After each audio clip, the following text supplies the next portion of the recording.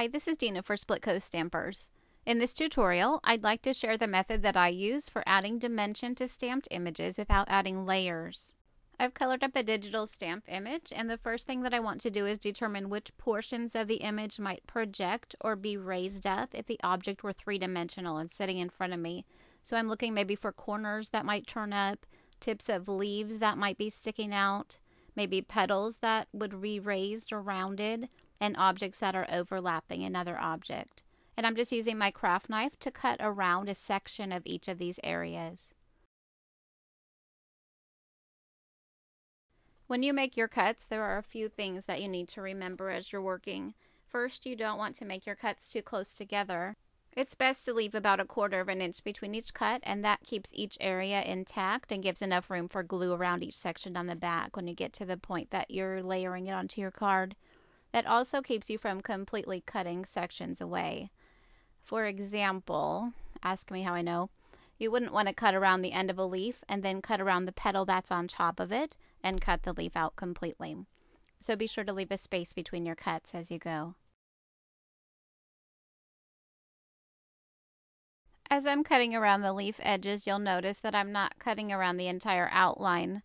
Usually from about the midpoint of each side down to the point of the leaf is enough, or you might just want to cut along one side of a leaf to emphasize the curve a little more. The more you work with this, you'll be able to determine where you want to make your cuts and how much you need to cut to achieve the dimension that you want.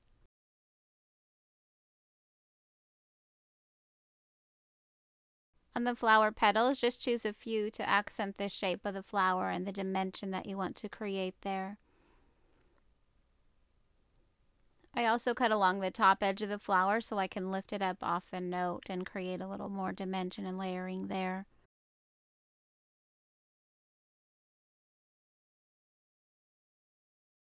And for the smaller buds, I just cut along the curve of one side.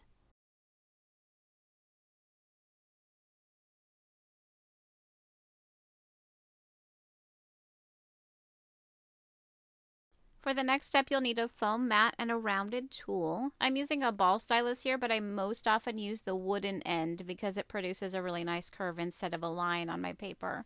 If you don't have a stylus, you can use a rounded pen cap, or you can even use the wooden end of a paintbrush. Really, any tool with a rounded end should be able to produce the effect that we're going for here. So this is the back side of my colored panel, and you can see the cuts that I made. Now I'm going to take my stylus and just rub it along each of those cut lines to the inside of the curve, and as I do that, the paper begins to break down and it begins to curve, and you'll also see it pull up just slightly. So we're going to work with those curves to create shape and dimension within our stamped image without having to add layers to the panel. Traditional paper Tole is done with layers of paper that are given dimension with these and other techniques, and it's a beautiful art form. I just like this way of adding dimension and still ending up with a card that's low profile for mailing.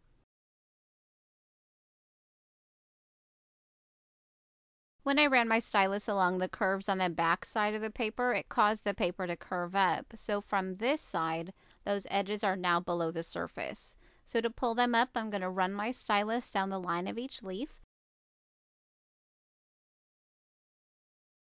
And also press the wooden end of the stylus in at a center point to kind of lever those ends back up above the card. Once the edges are all lifted up, you might decide that you'd like a more defined curve in some areas, maybe at the edge of a petal or the edge of a leaf. You can always turn the card back over and use a smaller stylus to define the edges a bit more. Also, if you see areas that you'd like to raise up just a little bit on your card front, but they're too small to cut out, you can emboss them from the back side. Go around the area with your stylus on the front side so you have an outline to work with on the back. Then turn your cardstock over and just gently work the stylus inside that outlined area on the back to raise it up. I've done that on the card here with the tape and also with a few of the smaller bud areas. You can use this stylus just to outline areas or to add texture as well. I forgot to mention about paper. The cardstock that I'm using here is a heavyweight Nina cardstock. This is the 110-pound Classic Crest. I love doing this technique on watercolor paper too. There's something about the watercolor paper that really helps it take the embossing well. And my foam pad here isn't anything special either. This is just a thick piece of fun foam that I got at the craft store. I'm ready to assemble my card, and for each area of the card that I want raised, I've put on a tiny piece of foam tape. There are dimensional silicone glues that can be used for this as well, or you could try your luck with a little dot of hot glue, but foam tape is what I have on hand today.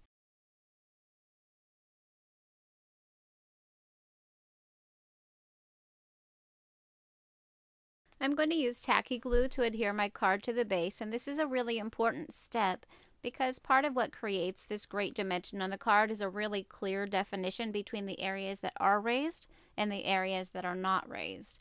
Those pieces of foam tape will tend to want to pull up the areas around them, so it's important to be sure there is glue to the outside of each cut line, to the inside of the foam tape, and in the areas that aren't meant to be raised so that they don't pull up.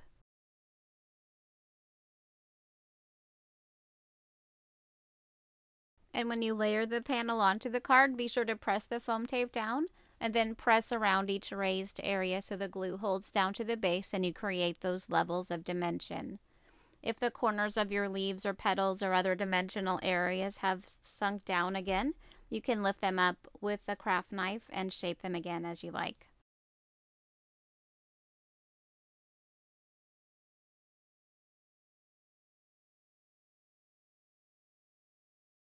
Here's my completed card.